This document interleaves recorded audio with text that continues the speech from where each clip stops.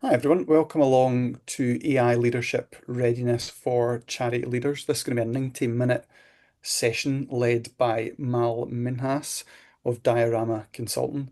I'm really pleased that Mal is going to be joining us today. Mal's experience in this space is pretty much second to none.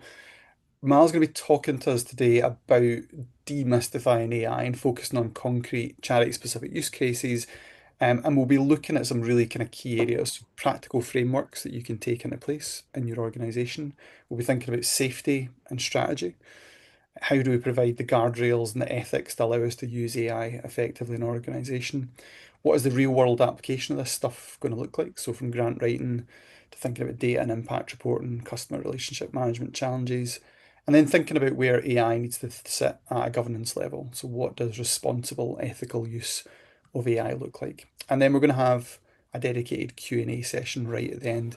And what I would say is, if anyone's got questions as we go throughout this session, you can also pop them in the chat box, but we'll have the chance for you to ask any questions for Mal as we go. So, Mal, I'll pass over to you just now. Thank you very much, Ross. First and most important, can everyone hear me and see the slides? Okay, yeah, great, fantastic.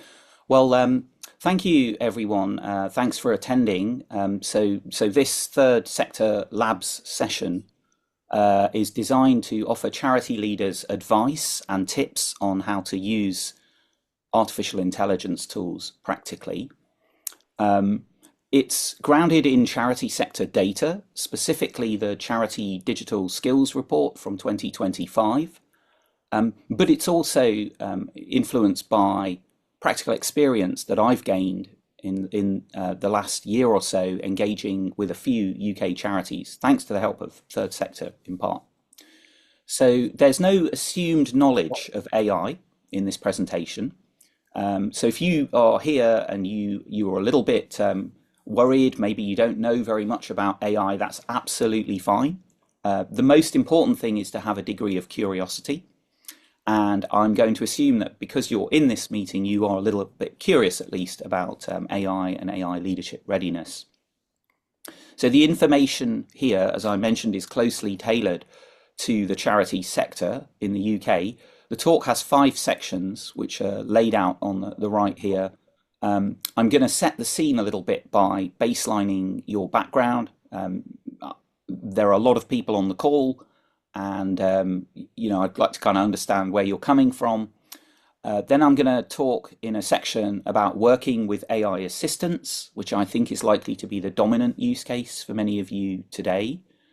I'm going to move on into a third section to talk about real world applications which are relevant to charities.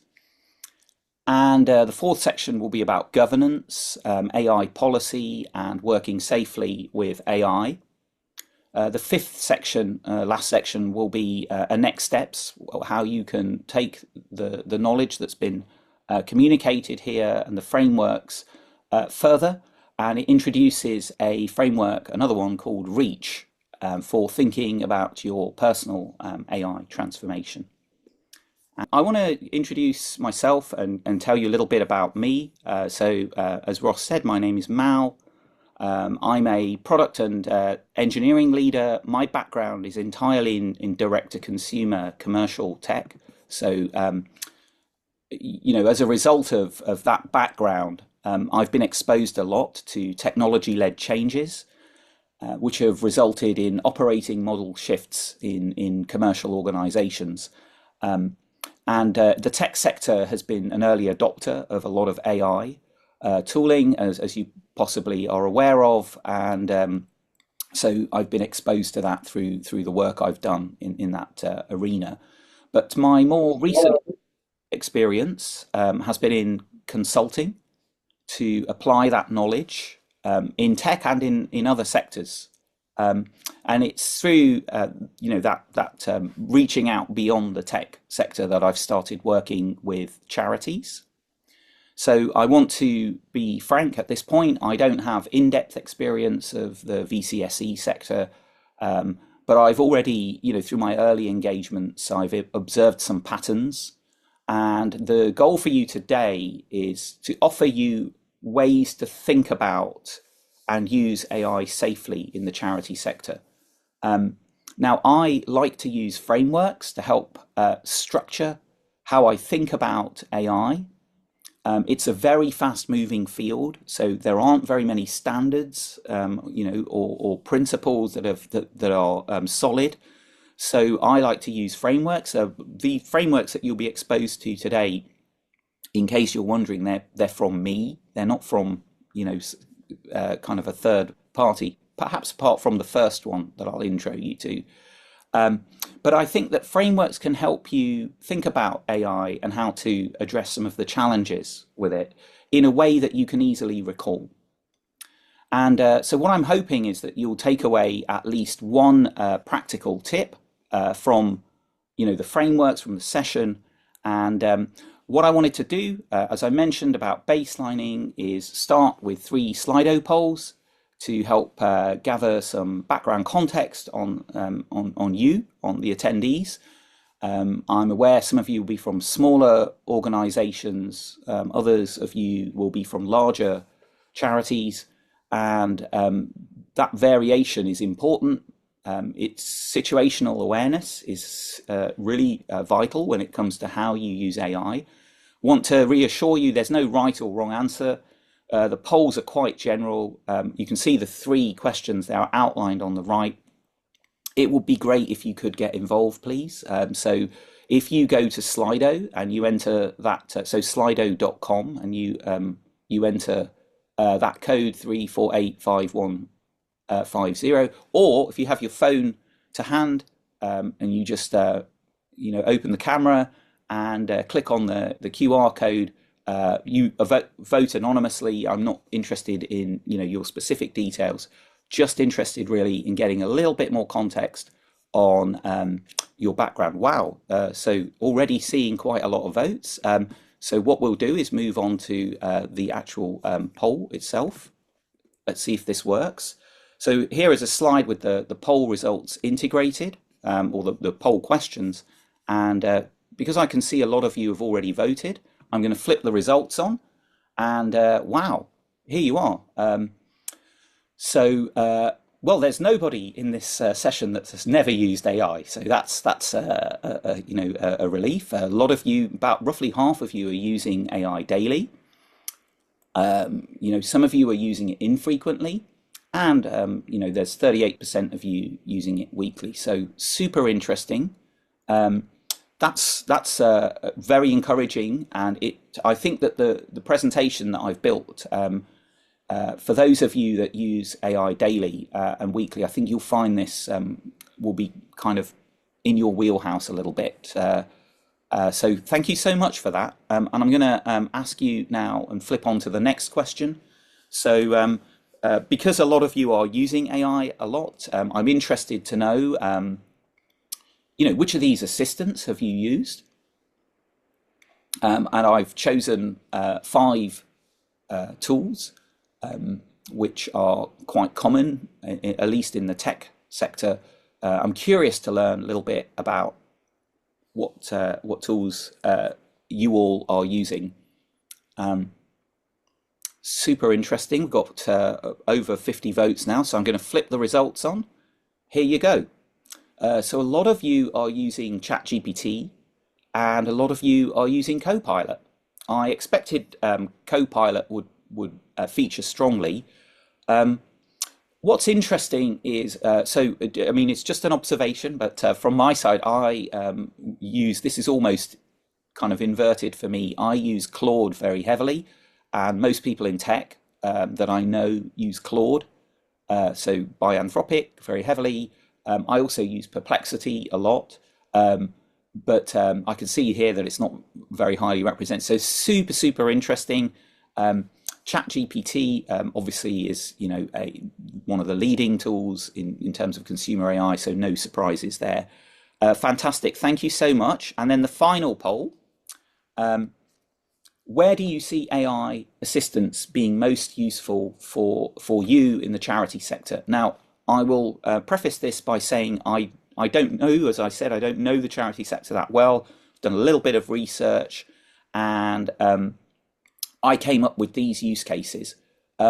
I'm particularly interested afterwards when you come to do the feedback. If you click on other here, I'd be super interested to know what that other use case would be, or the other use cases, because that's and there are quite a few of you actually that have said other. So if I may request, if you clicked other, then when we get to the feedback section right at the end of this presentation, it would be really great if you could let me know what the other use cases that you think should be covered are. The ones which are here, the first three, grant application, project management, admin, and data analysis, I'm going to try and cover in the example use cases in, I think it's the next section or the one after that. Okay, so we've got 57 votes. Here you go. Here are the results.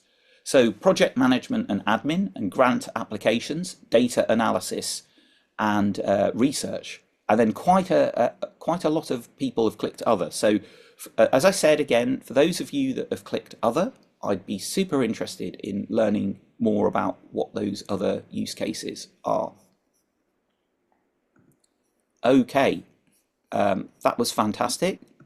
Thanks for the participation. I'm going to talk a little bit now about AI and the charity sector. So I mentioned at the start the Charity Digital Skills Report from 2025 outlines where charities would like help with AI and some of the challenges that they face. And some of the headline stats from that report are presented here. The most interesting one for me was that 76% of charities who were surveyed are using AI, and we saw from the poll that a lot of you are using it daily. But a significant number of them, 64%, report that staff are struggling with AI without really defining. I mean, there is some exploration of what that means in terms of struggling. And the particular issues that I picked out from the report were around responsible AI adoption, a gap with a lack of bespoke free learning resources, and issues around access to training. And there were three interesting stats which are on the right-hand side of this slide. 69% want guidance on responsible AI adoption. 64% want more free resources which are bespoke to the sector. And 60% want training for leaders and trustees. So those are the three areas that I'm going to try and concentrate on in this presentation as a result. But before we get into that, I just wanted to strike a note of reassurance. As many of you will be aware, there's a lot of hype around AI in the media and in the tech sector. And I wanted to kind of frame that from a slightly internationalist perspective. From a global perspective, we're really early, and it's sometimes quite easy for people to forget that because of all of this hype. And so the key message I'd like you to take away from this slide is that really very few people in the world have used what is called advanced AI in this graphic. So the further reading, the first click, is a reality check from which I got this graphic.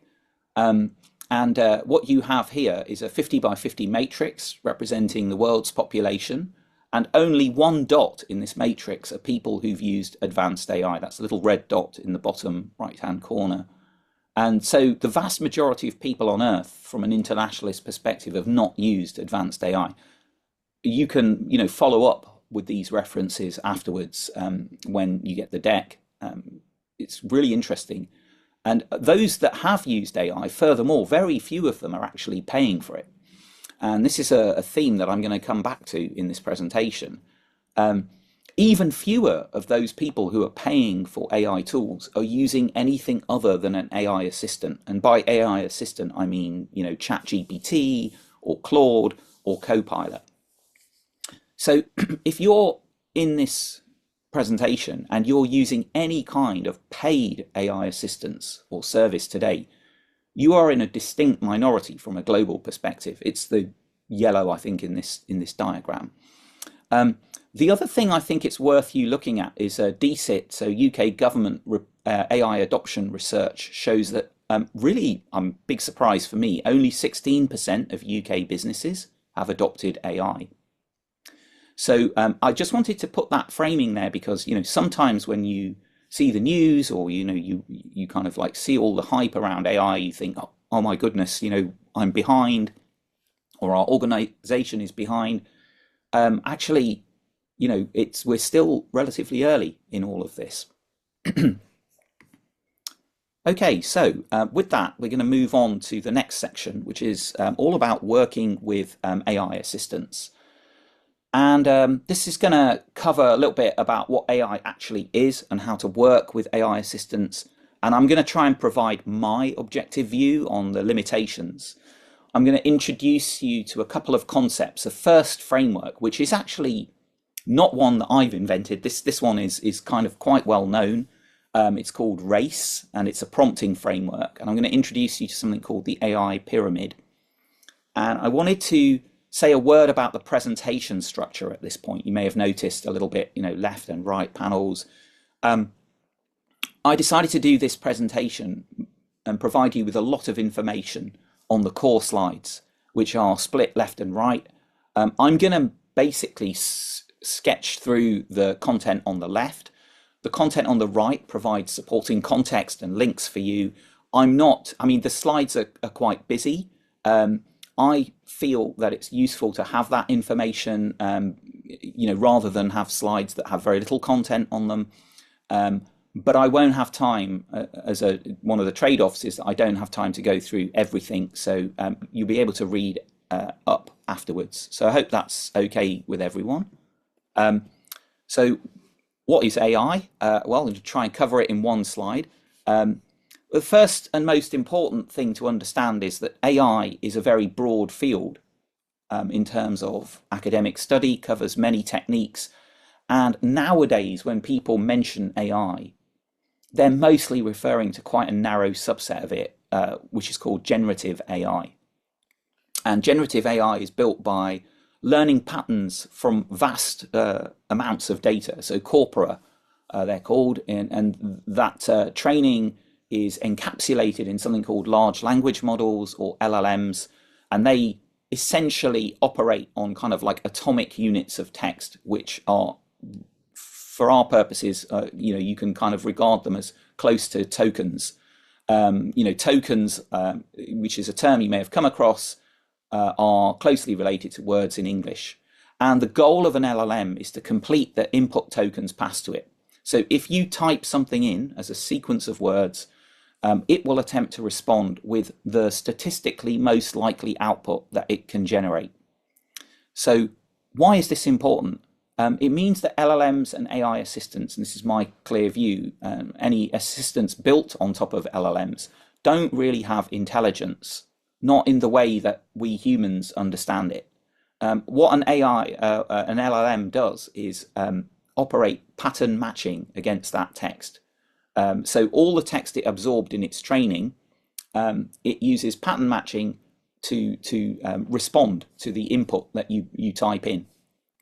That's a very high level kind of view of how the thing works. And when it responds with something that we think is, or that we find out is wrong, like a bogus reference or something like that, we call it a hallucination. But it's not deliberate. It's something that happens by design, because the purpose of a language model is to just complete whatever input you request of it.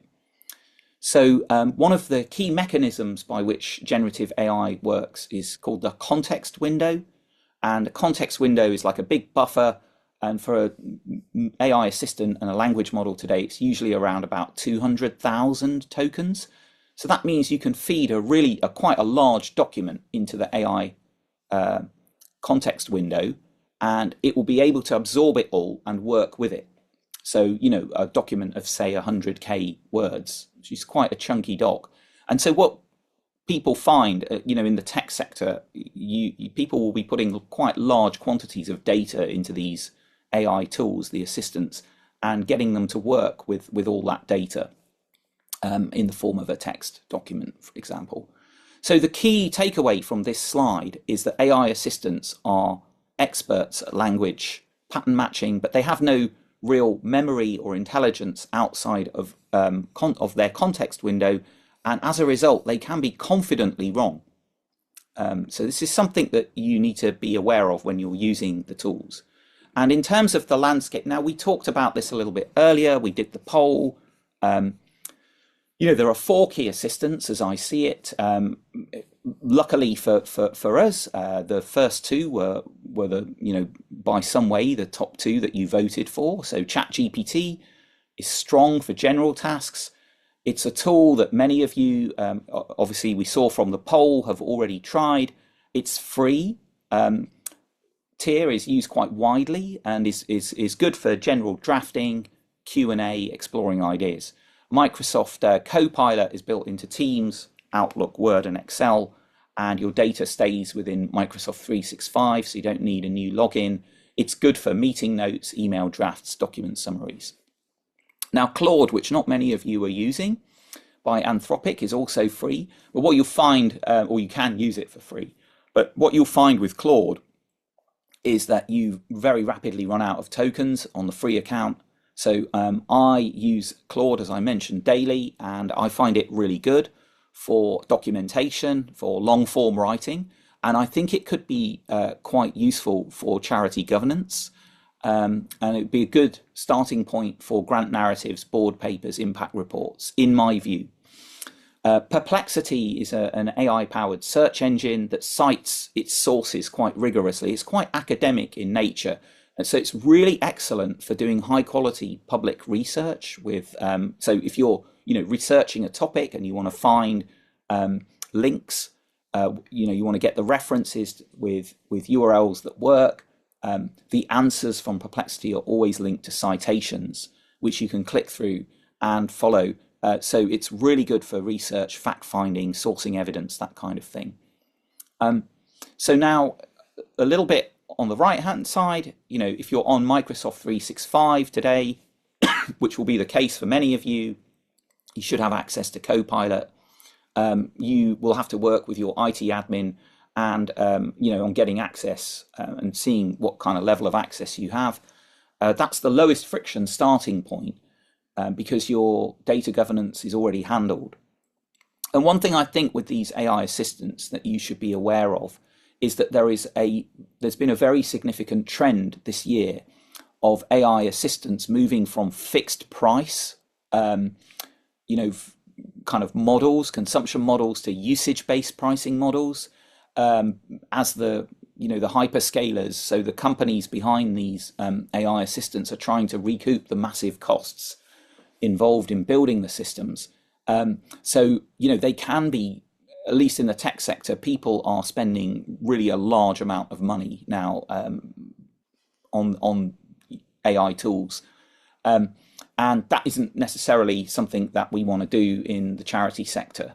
But if your charity uses, I haven't put it on this list, if you use Google Workspace, and some of you may, then Gemini is the sort of equivalent to Copilot, and that will be built into Docs, Gmail, and Drive, and use similar, subject to similar pricing and data protection considerations. So bottom line here is that you should always start with a tool that's already in your ecosystem, and avoid introducing a new account until you have got a basic AI policy in place. And we'll talk about how you can go about doing that later. And be aware that if you want to have real access to advanced AI capabilities, what on that diagram was called advanced AI, you will have to pay for it. That's the nature of these tools, that what you get access to for free is just a glimpse of what they are capable of doing. Okay, so with that, we'll move on to the next slide, which is all about what AI assistants can and cannot do.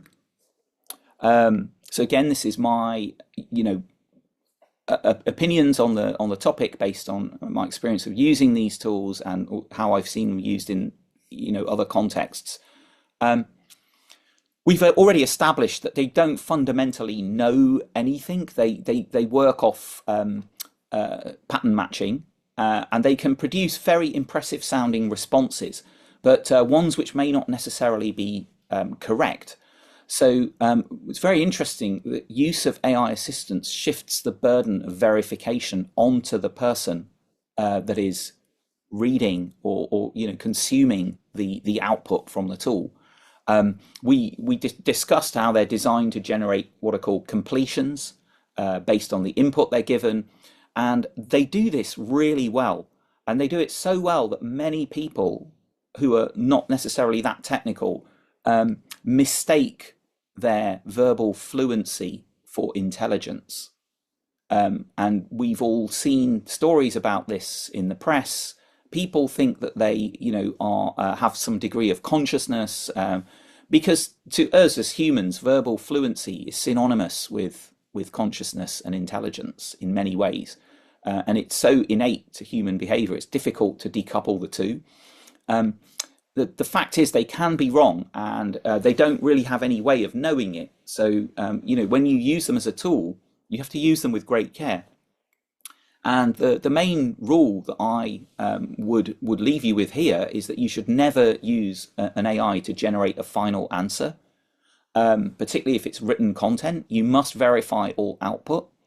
And every AI output, if you can have a framing where you see it as a first draft, the human who is using it and generating that first draft must be accountable for verifying what comes out of the tool. And so my default mode with AI assistants is to use them as a thinking partner for exploring ideas and options, like a kind of sketching tool, a helpful assistant that improves the more context I provide it. And I'm usually generous with providing the context. Once you've got a safe setup, you can give it as much context. You get better results with more context. And I also use AI assistants for controlled tasks like summarizing the key messages from a transcript. You should not use them as a faithful oracle or decision maker. I'm really reiterating this point a number of times, or indeed as an entirely neutral party, because they have bias baked into their training data and AI outputs. So the information they output is not, even if the reference is correct, it may not necessarily be objective. Also worth noting, they can't read your private files by default unless you give them permission to do so. A lot of people who use paid AI assistants are doing that now, and that is something that I would invite you to consider once you have a safe environment set up. On this slide, on the right-hand side, is an example of a kind of hallucination, which was common, particularly with early AI assistants. They would give some, date that was just wrong. An arbitrary date was returned here, so that's a kind of a you don't see those so much now. There has been a lot of improvements around managing hallucinations in AI assistants. I wanted to emphasize that there is also, I'm quite aware that there are a lot of other concerns, and some of you may have questions around energy and water usage. I'm not covering those today, but I do a lot of work in the climate tech sector, so I'm quite aware of those concerns as well. But for the purposes of today's presentation, I can't cover everything, so I haven't really gone through that. So with that, we're going to move on to the first framework. It's called RACE. And the RACE framework gives you a repeatable structure for writing prompts that will consistently get you better results than just using an ad hoc approach. Some of you may be aware of that you can get better results by providing structured context for a prompt. RACE stands for role, action, context, and expectation. And let's go through each of them. So role tells the assistant who you want it to be. And they perform well if you give them a role like a grant writer or a funding strategist or a policy advisor. That helps them shape the tone and depth and perspective of the response. Action is your opportunity to be specific about what you want done. Do you want the AI to review or write or compare or explain or summarize? Context provides background. what's the project, who's the audience, what constraints exist, and expectation defines the output format. So like, do you want the results as bullet points, a table, a document? Do you want a LinkedIn post, 500 words max, any constraints like that? There's also a method which I would invite you to, study a little bit. It's called meta prompting. And this is where you start by asking the AI to help you write a better prompt. So you ask your AI assistant, help me write a race structured prompt for task X.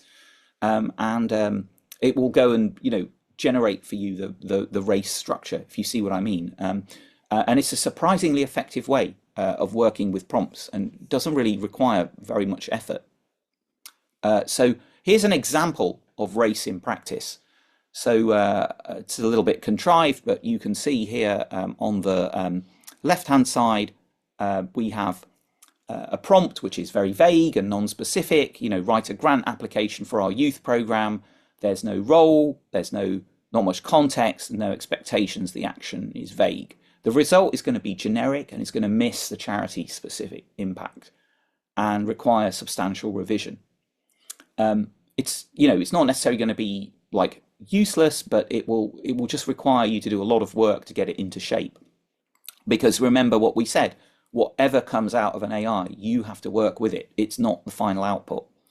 On the right-hand side, though, you have a prompt where the role is specified, as well as the action, the context, the expectation. And because you've grounded the role for the AI assistant in grant writing expertise and given it a specific action and some constraints on the number of words, you will find a first draft that maybe only takes you 10 minutes to finalize rather than 90 minutes to adjust.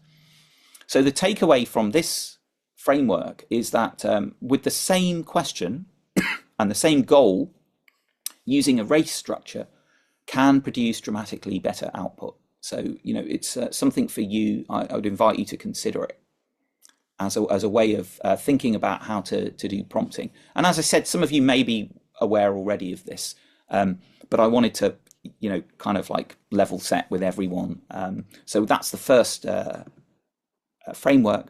I'm going to move on to now talk a little bit about something that I call the AI pyramid. So this is a little bit, I suppose, complicated, but I think it's worth you thinking about this as a tool for how to think about the AI, the total AI landscape at the moment. It's quite a big ambition, I suppose, but this is a sector agnostic map of where organizations, not just charities, where all organizations, in my view, are on an AI adoption journey and where they might look to go next. One way to look at this is it's kind of like an inversion of that, the grid that I showed you earlier. So, in terms of kind of like where most people are today, most people in the world, and probably a lot of people on this call, I suspect, are using free assistants. So they're using free AI assistants like ChatGPT free, Gemini free. And that's where a lot of organizations start out. And that's kind of a relatively early, or it's the first level of, what I would call capability maturity when it comes to AI. Layer 2 is where you start paying for the AI assistant. And you get better models and you get longer context. And examples here include ChatGPT Pro, Claude Pro, Perplexity Pro. They're all much of a muchness, around £20 a month subscription fee on the consumer subscription. But most of them, I haven't done a lot of research on this, but I think you can get much more cost-effective access through if you're a non-profit. Layer 3 are apps. So these are products that talk to models, and examples include the Claude application and very specifically a tool within it called Cowork, which I think is probably the one tool, if I was to recommend, that you look at for charities to consider working with. It's an incredibly powerful tool for working with Excel spreadsheets and with other documents that you have on your desktop. So once you get a secured version, enterprise grade version of it, you will find that a very powerful tool in my view. And there's also a tool called Notebook LM from Google, which a lot of people in tech use for building presentations and things like that. So layer four are coding AIs, and this is where you're building software with AI. And some of the examples of tools that can help you do this are Claude Code, OpenAI Codex, Amazon Kiro, and note that when we talk about coding here, some of you, if you've not worked in software development, you might be thinking, "Oh, I don't understand code. I couldn't work with code." The coding here now is largely done with words, so it's prompt-driven coding. So you're coding almost essentially in English, which is super interesting. And these tools are more approachable now, and it's something that I think is an opportunity for charities to consider, because my experience is charities often struggle with software related issues, things like CRMs. We'll talk about that later. And with the right kind of tools, it is possible to consider doing things yourself, using coding AIs. Layer 5 is harnesses, and harnesses are more sophisticated tools for using models in ways that they can act autonomously on your behalf. So all the other layers, you're the driver, you're driving the tooling. But once you get to harnesses, you are using, the tools are working in the background without your direct input, as it were. And this is actually where most of the tech companies I work with, this is where a lot of the debate and discussion is at the moment. And it's the one and only time in this presentation that I'm going to mention the word agent and agentic. I'm not going to refer to that because I'm not really convinced it's that useful at this stage for many charities. But in tech, agentic architectures and tools that you may have heard of, like OpenClaw, Claude skills, integrations, agents, this is where a lot of the tech sector is focused at the moment. And then layer 6 is the ultimate layer. This is a big discussion and debate in the tech sector at the moment. It's where you start rethinking how your organization works with AI at its core. It's very active conversation and heated conversation in many tech businesses that I work with, because obviously, there are concerns around, like, do we need less people, or do the people need to have different skills? So all of that kind of thing is something that happens at the operating model layer. The reason I've drawn this pyramid is that if your experience is limited to free assistance, it's quite difficult to kind of like go down to that bottom layer and think about operating model changes if you don't have any kind of awareness of the layers in between, if you see what I mean. That's what this diagram is attempting to communicate. I think it's less relevant at the moment, like harnesses, as I said, coding AI is perhaps less relevant to charities today, but I think there's going to be a wider emergence and dispersal of this operating model conversation from the tech sector. It's going to leach out into other sectors of the economy.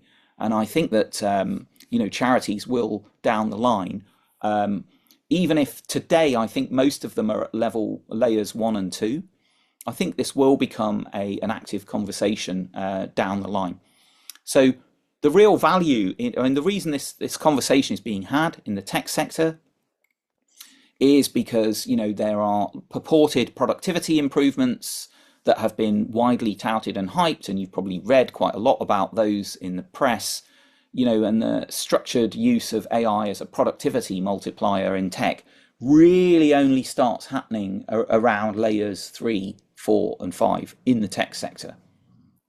So quite a lot packed into that diagram. Hopefully you got something from that to take away and think about. I'm going to move on to the next section for you all, which is about real world applications. So in this section, we're going to go through some real world use cases with charity that are charity specific, that cover grant writing, data reporting, and CRM. I'm going to try and provide you with some high level guidance on how to proceed. And, why am I covering these? As we said at the start, in I think it's slide 13 of the CDSR, as I call it, the Charity Digital Skills Report, reveals these are the top 3 use cases and I'll give the stats on the slides as we go along. So let's get to it. The first one is administration and project management, which I think, if I remember rightly, luckily for me, that came out as the #1 use case in the Slido poll. So 48% of charities use AI for administration and project management, which is up from 32% last year. So this is 2025. So it's a 50% growth, plus 50%. And it's the most common organizational use case of AI, reflected in, as I said, in the polling. So my view on this is it's always best to start with low stakes internal use cases rather than external use cases. So this is a great place to start, because you can, spend your time verifying the output, verifying if there are any mistakes, and building foundational skills through practice. And it's a compound effect that emerges. So, once you have the right tooling in place, like every board paper, meeting summary, project report that you draft with AI will build your team's prompting skills, and that capability then is like a muscle that transfers directly to higher stakes tasks, such as grant applications and funder reports. So what works well here? Board paper drafting, meeting minutes, action summaries, project status reports, policy document first drafts, staff induction materials, internal communications. So AI can handle the structure, you supply the substance. So as I said earlier, the more context you give it, the better results you'll get. What doesn't work well is pasting confidential material like board discussions or HR matters into free AI tools. You must not do that. You have to get your tools secured under a proper enterprise grade security secured license. And we'll talk about that in a subsequent slide. But also, as I said, if you use AI generated project timelines, so I use Claude very heavily for generating, Gantt charts for clients, and it's very good for generating those kind of artifacts, but you do actually have to check them, and you have to check the dependencies.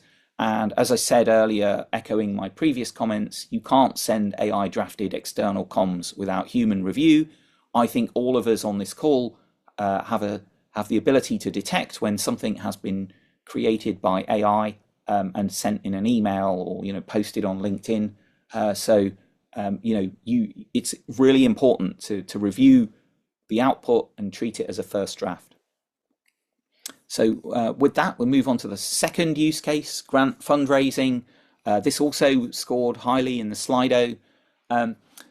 So what works well here is using that race framework to draft a specific application, provide context, beneficiary stats, the audience that you're targeting, and then the tone.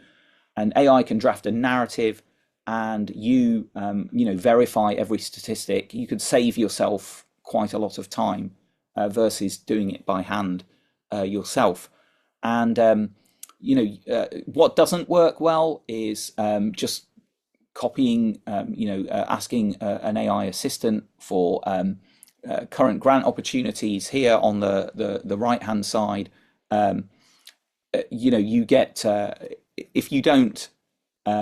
if you trust the AI, the facts that come out, or what you assume are facts, then you can get false references. And the worst outcome here, I think, would be an application that's submitted with false references. So you have to check your references. And so safe use is when you use AI for structure and language, and you put a human in the loop, or HITL as it's called, for facts. So AI shapes the draft, you supply and verify the substance. So, I haven't used it, but I found this resource online. There's an organization called Charity Excellence that do free AI bid writing. Please, don't take that as an endorsement. I just thought it looked interesting, so you might want to have a look at that, and you might find it useful. Right. So the third use case that I want to talk about is data. But before I get into data, I'm going to introduce you to your second framework of the day, and that is something called craft, which I would invite you to think about whenever you're working with data, if you take a step back and think of working with data as a pipeline, the pipeline has 5 stages. And you can think of these stages as kind of slightly independent of each other. The first stage is to collect the raw data. The second stage is to refine it. The third stage is to analyze it. The fourth stage is to fact check it. And then the fifth stage is to visualize it. Now, in the CDSR, it says that 45% of charities say they need support with AI tools for data, but only, I think it was 13% are currently using AI for numerical analysis. I think, and I would invite you to consider using AI tools for data analysis. I think they're very powerful for this. We talked about hallucinations earlier, but actually when it comes to data analysis, the gap closes because you are putting, once it's got the raw data, if the raw data is not a hallucination, it's actual data, then it's going to work with that data, which it gathers from files, from folders, connected services, and you tell your assistant, in plain English, where you want to load it from, and it can go and gather that data. Once you check that, it's not the data itself is not hallucinated, if you see what I mean. The data has just been gathered.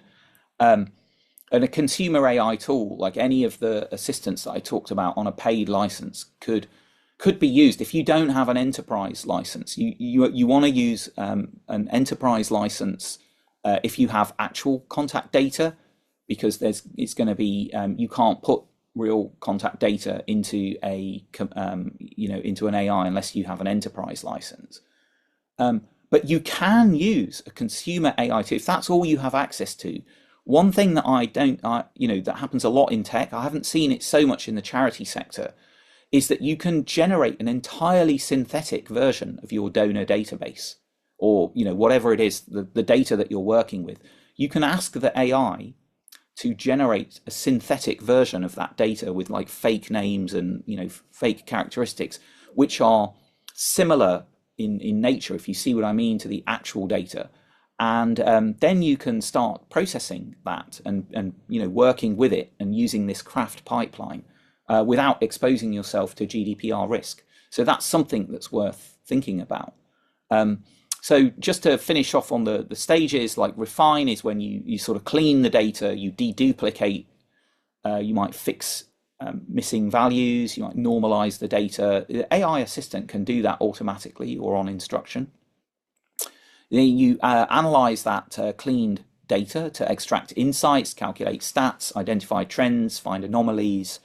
And after careful review, that forms your ground truth. And the ground truth is something that you must fact check. So once it's got to that point of analyzing and extracted insights, you then have a job of work to make sure that you can verify that data is actually correct, those insights are correct. And have not been fabricated. And once you have your ground truth and you've done the fact checking, you can visualize the results as charts, summary tables, dashboards, whatever you like. The AI assistant can generate the visuals. And I think the thing that I would say is that if you use a tool like Claude, it can generate, it often generates the code to analyze the data under the hood. So you don't have to generate the software, the code, it will generate that for you. So whenever you're using AI to generate code, it's different from generating content, because you can test code, you can execute it, and it's deterministic in a way that the generation of content isn't. And so now, armed with our craft data pipeline, we can get into third use case: communications, fundraising, CRM. So 34% of charities now use AI for comms and fundraising, almost double last year. But there's a big gap in systems. That's what's been reported in CDSR. So databases, CRMs, there's a lot of challenges, and apparently, well, the report suggests that there are gaps, and coverage is poor or non-existent. And many of you, at least based on my limited experience, you're running your charities on spreadsheets. And that's actually an opportunity because you can use AI to help you build lightweight systems around spreadsheets with tools you already have. You can use the craft framework to run regular analysis on your contact and donor data. You can do segmentation by engagement level, flag lapsed donors, identify top supporters. You can do that without necessarily paying, for like a third party to do it for you. That's one of the things that I'd invite you to consider. You can use Race to draft personalized donor acknowledgement emails. You can, if you don't have a CRM at all, you can ask your AI assistant to design a simple schema in tools like Google Sheets or Excel or Airtable. And you describe to the AI assistant what you need. It might be donor name, gift history, engagement level, best next action, and it will produce a working structure quite quickly.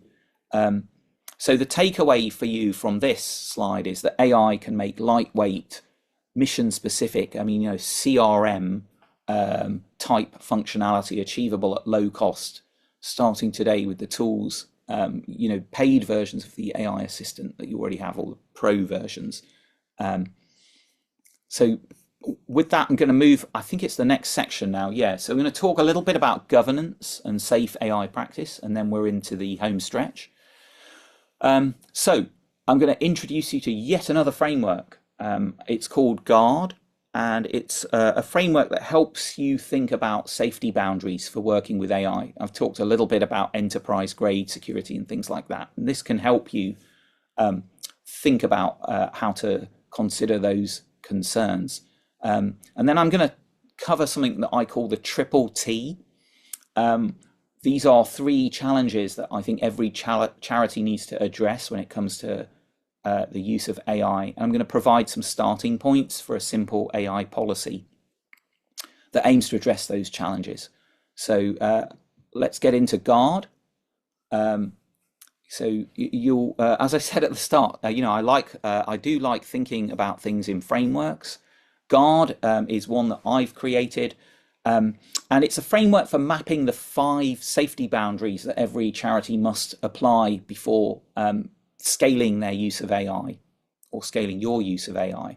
And Guard stands for ground, underwrite, align, resist, defend. Quite evocative words. And these boundaries come with associated tests, which apply to everyone in the charity, in your charities that's using any AI tool. So let's go through each of them. Ground. We've said this multiple times today. You must verify all facts, stats, and references before you use them. 2-click test.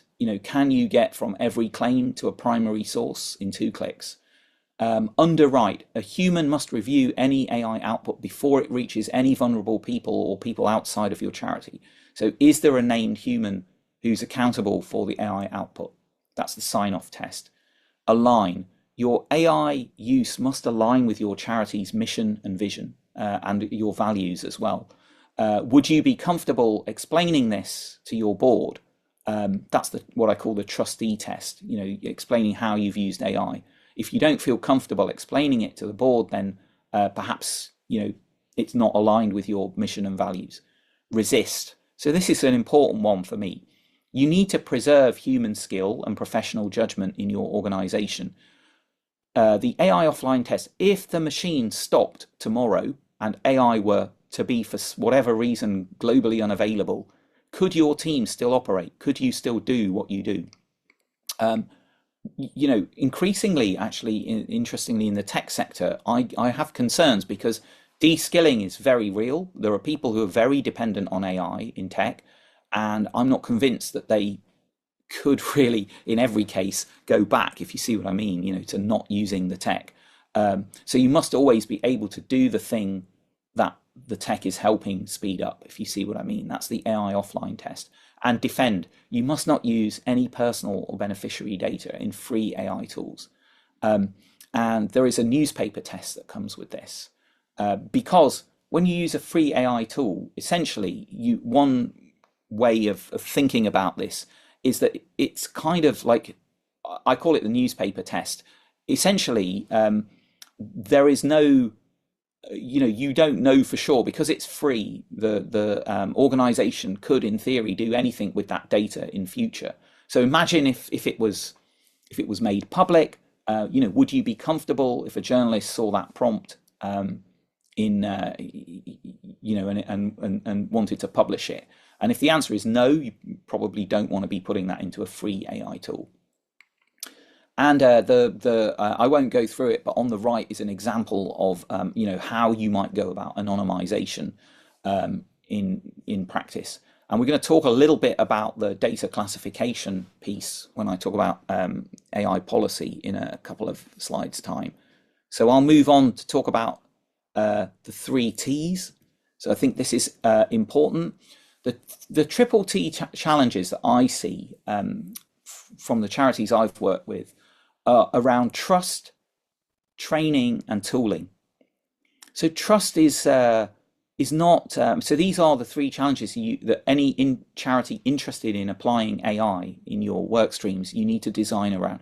Trust is not an attitude problem; it's a design problem. 60% of charities worry about AI implications. There's a great report from Unlikely AI about AI trust, which I've provided a link to. Recommend you have a look at that. 77% of leaders manually verify AI output, and verification takes real time. You need a human to do it, and you have to build it into your workflow from the start, not as an afterthought.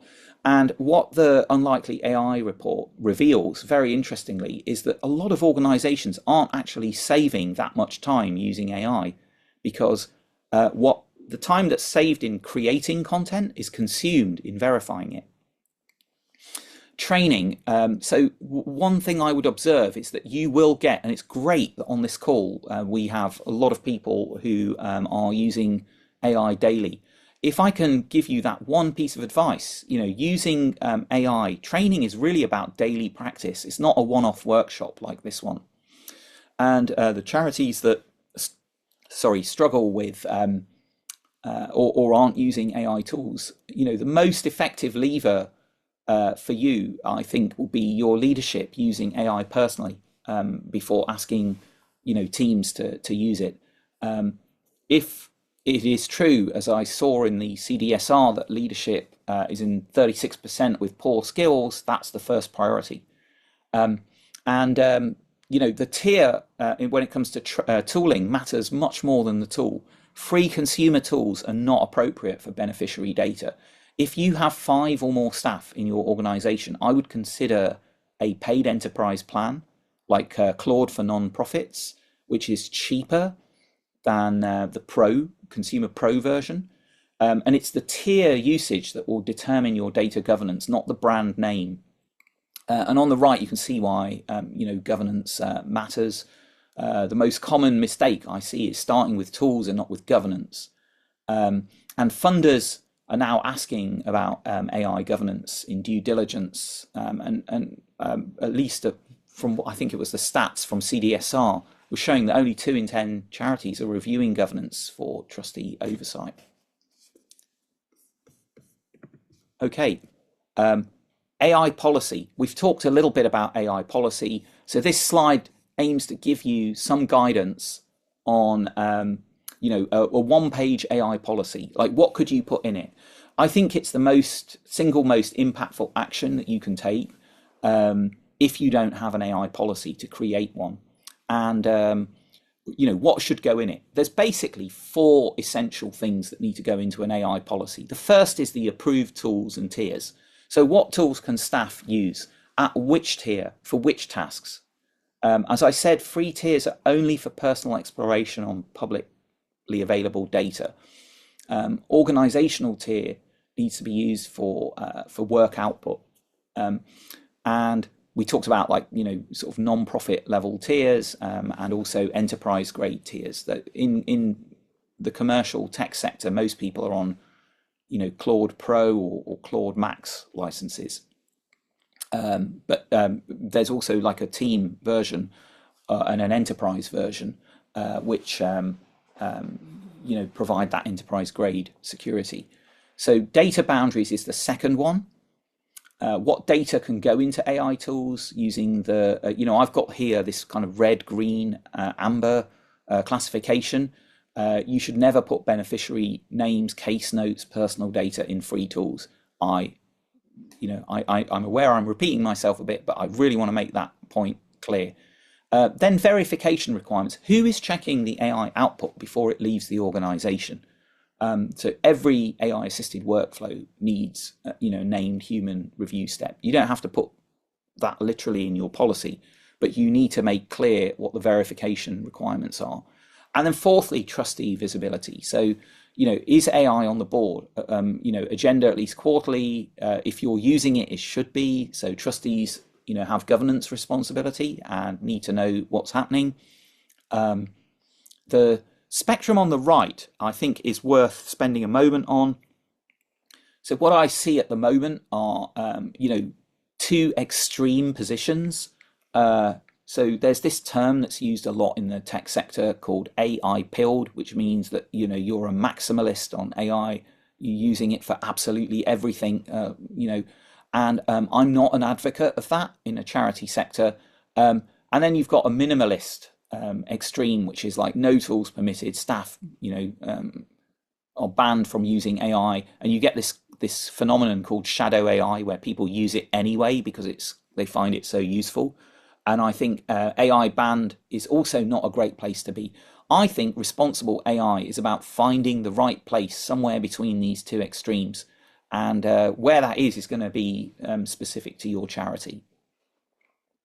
I would say that with the policy as well, it doesn't need to be perfect. If you can get something and start with something, that will be super useful.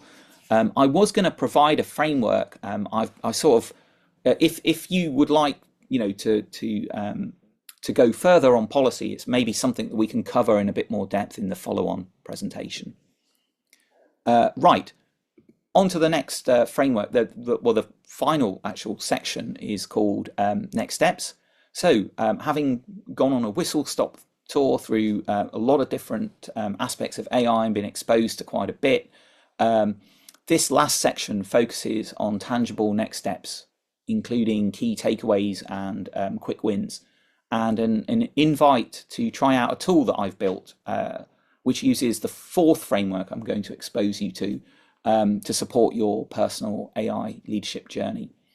And this fourth framework is what I'm going to talk about in the next slide. It's called REACH. And it's a personal leadership framework. REACH stands for recognition, engagement, acumen, competency, and habit.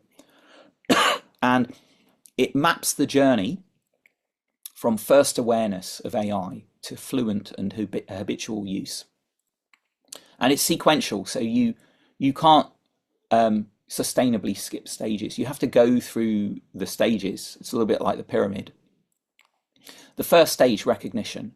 You can understand, you understand that AI is relevant to your role and your sector, and you can articulate why it matters in the context of your charity. E stands for engagement, where you're actively experimenting, you've tried tools, you've written prompts, you've noticed what works. A is acumen, it's where you understand the landscape, you've got much more awareness and understanding of tools and tiers and risks and governance, and you can make informed decisions. Competency is where you can apply AI to real world tasks with consistent quality. And that is something that you should avoid, like self-assessment. It requires actually, sort of doing things and verifying against benchmarks. Now, one of the problems, as I said at the start, is that this whole area is changing so fast that it's very difficult to benchmark yourself. Like, where are you relative to perhaps others? And that is something that will only evolve over time as standards and protocols emerge. H is habit. So I think many of you in this session are probably like recognition, engagement, and maybe a little bit of acumen. But actually, those of you who are using it every day, you may be getting closer towards habit. Um, and it's fine to be at recognition or early engagement, and you can, that may be where you want to stop. That's fine. But if you want to continue, then the constraint principle is important. Look at your lowest scoring dimension.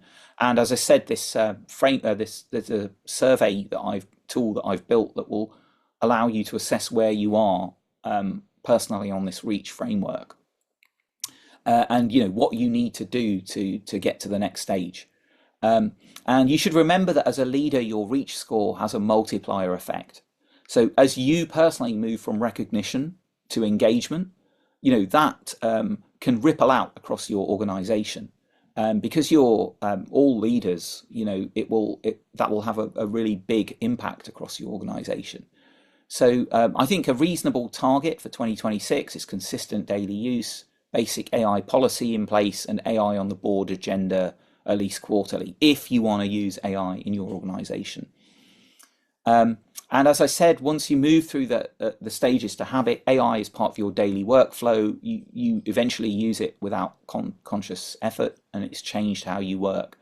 And I built a tool called AI-LR, or AILA as I call it, which is AI Leadership Readiness, to help you assess where you and your team are on your reach journey. You can find out a little bit more about it at this. There's a link here, ailr.netlify.app. And if you are interested in trying it out, then let me know in the feedback. So with that, I think we're now reaching the end. So this is the final slide on takeaways and key wins. So just to go through stuff, I do appreciate you've been exposed to quite a lot of frameworks today. Let's go through them once more. RACE is a framework that I'd invite you to consider that will allow you to transform every prompt that you write. That's the only one of these which I'm not responsible for. That's a fairly well-known industry framework. Craft is a framework that you can use for turning hours of data work into minutes, hopefully, once you get familiar with it. And it involves breaking down every kind of data analysis into a 5-stage pipeline. And then the next one was GUARD, which is how it's a framework for thinking about how to protect your beneficiaries, your data, your charity's reputation. The triple T is not framework, but it's a mnemonic for the 3 challenges that every charity must design around and think about when it comes to governance. You start to address with a 1-page policy, and that is trust, training, and tooling. And then REACH is a framework for mapping your personal journey, and it's something that you can do to help you get to the next level if that's something that you want to do. With this framework that I've put together, you can fix the bottleneck and you can address how you get to the next level, not what's already working for you. And I would say, my main takeaway from today is really that probably the most important thing that you can do if you want to understand more about AI is to just roll your sleeves up, get started on something safe, and just start using the tools. Because there's like with AI, nobody really knows. It's such a new area. The practices are emerging. And best practices are also emerging behind those practices. So, having a DIY maker's mindset, builder's mindset is like a really good place to start. Try using the tools. And it's great on this call. So many of you are, using the tools daily. That daily practice will be key to building acumen, competency, and habit.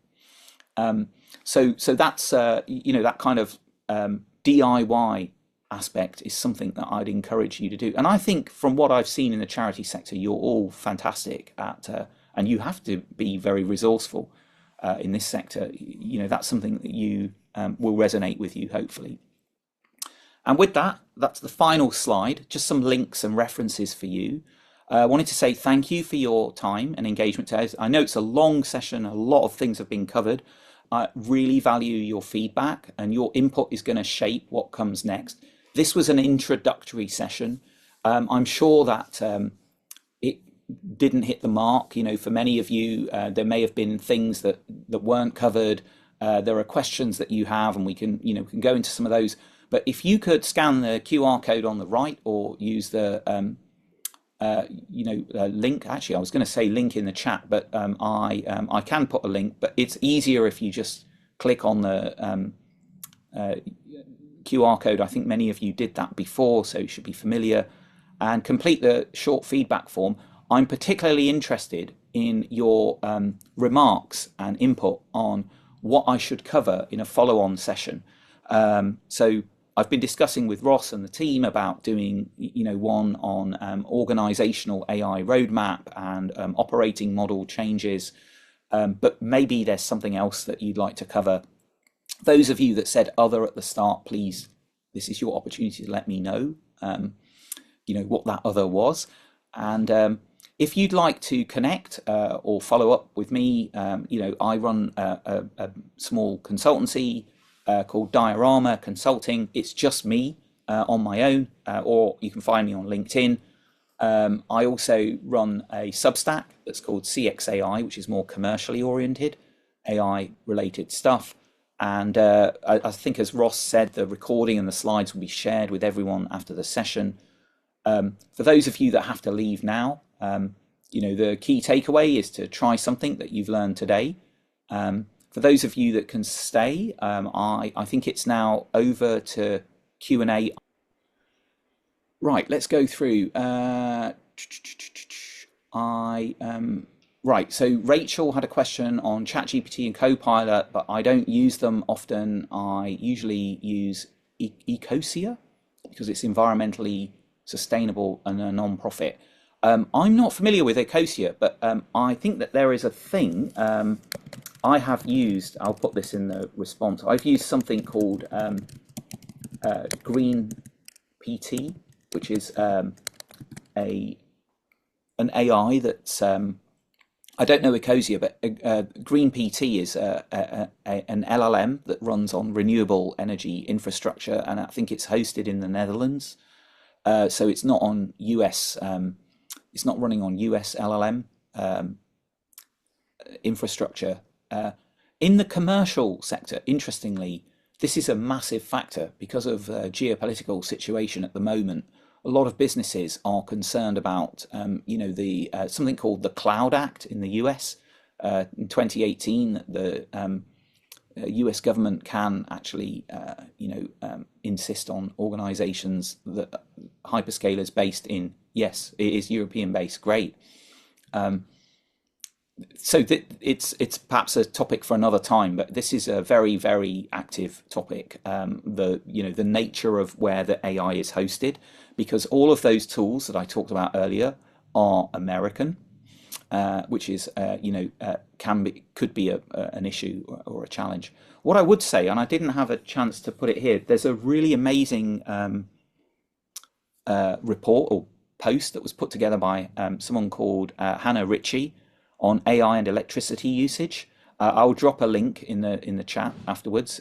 It's fantastic. It's really eye-opening in terms of some of the use cases that consume the most electricity and the ones that are relatively cheap.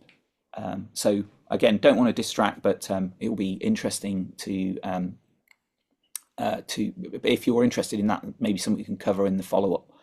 Tarek has asked about improving SEO of web pages. Yeah, you could. That's something that you could look at using AI tools to support, but it's a good example of another. It's more like what I call like a MarTech use case. I'll just write these down.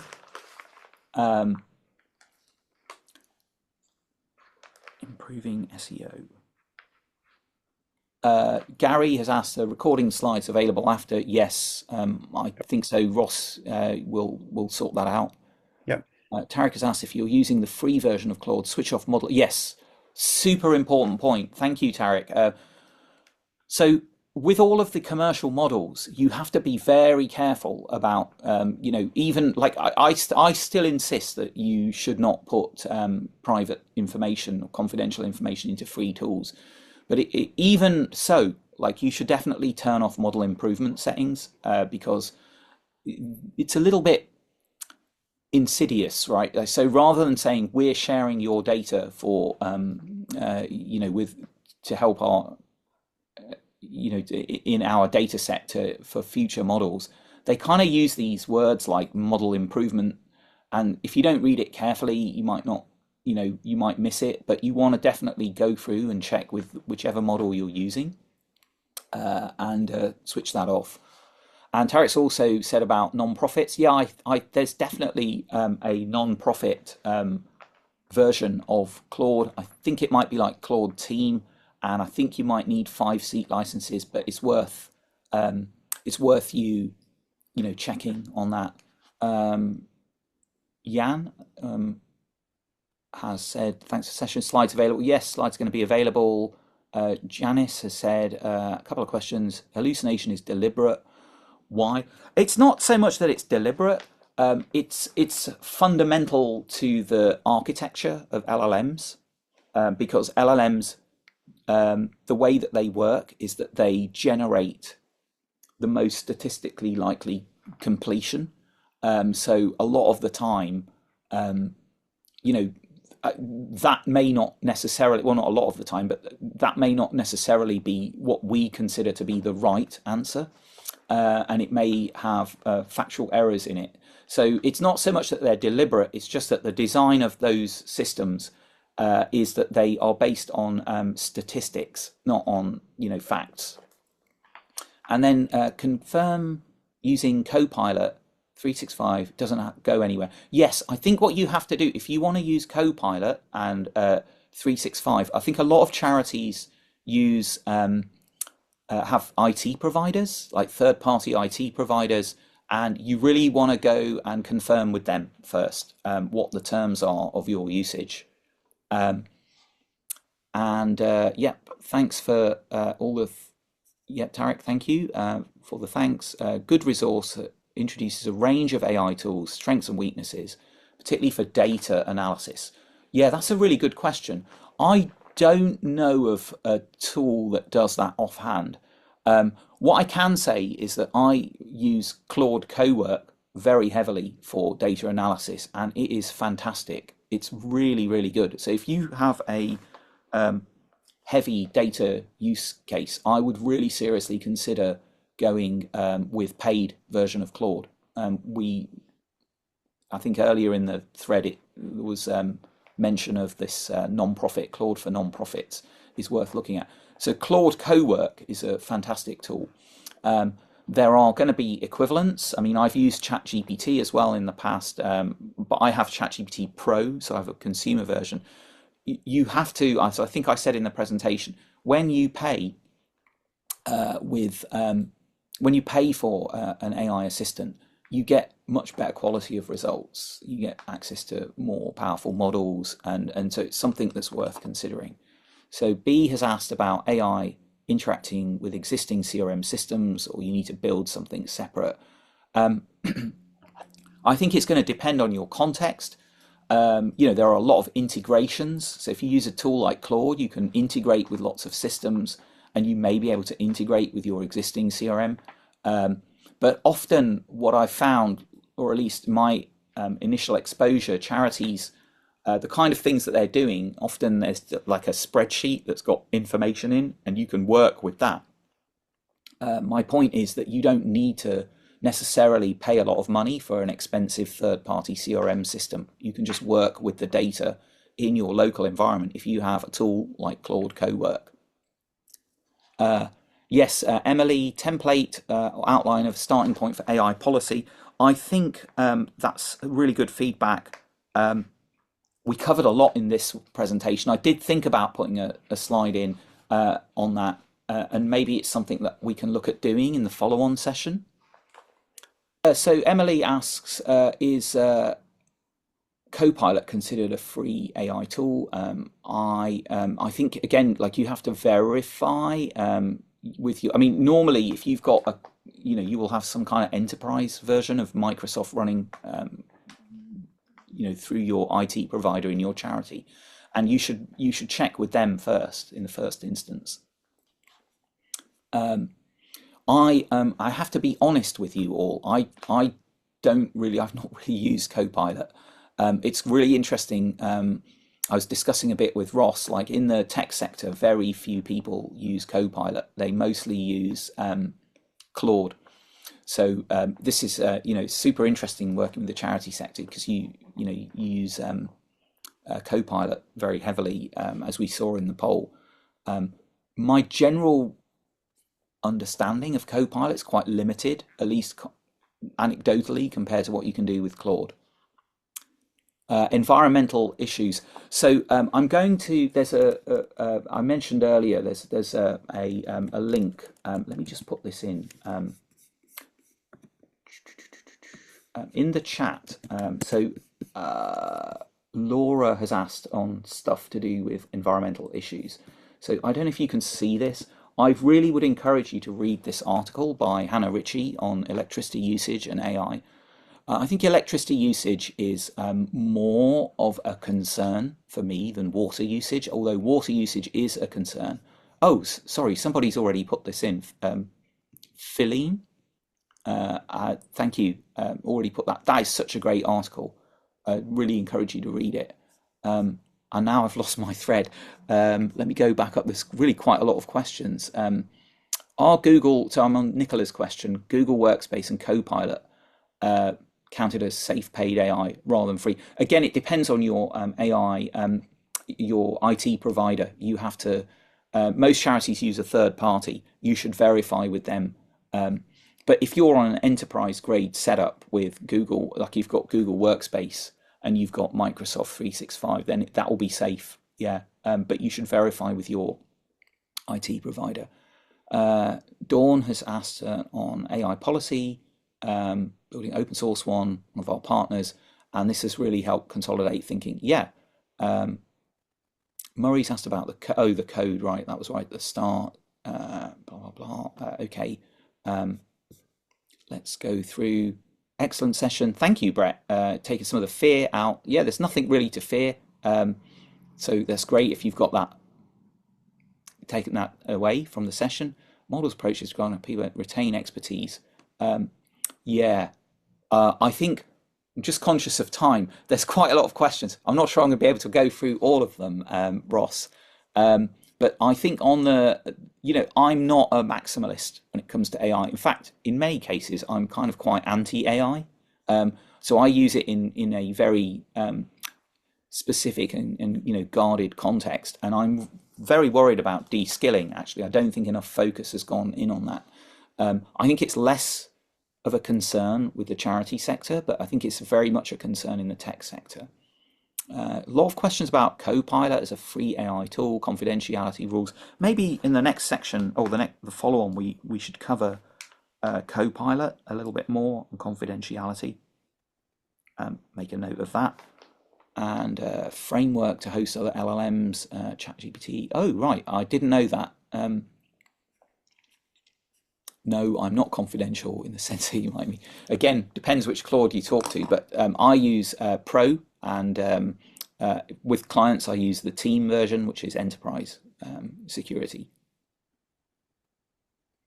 Copilot, right, settings. Thank you so much to Mal Minhas, and I'm really going to encourage you to go and connect with them on LinkedIn. Really interesting stuff, and yeah, we'll be hearing from Mal again soon. Yeah, Thanks and I'll everyone just for say joining a us. couple of quick things. Thank you so much, everyone. Please come to the next one, which I'm going to be organising with Ross. We'll be doing a follow-up, and your feedback will really make a big difference in terms of what we cover. The second thing is that I am actually, I've now got 2 trustee positions with UK charities through Third Sector Lab. So I wanted to say thank you to Ross and the team for helping me to achieve that. And so I will be working more with charities, and really would encourage you to get in touch if you want to take things further. So thank you so much. Thanks, Mal. That was great.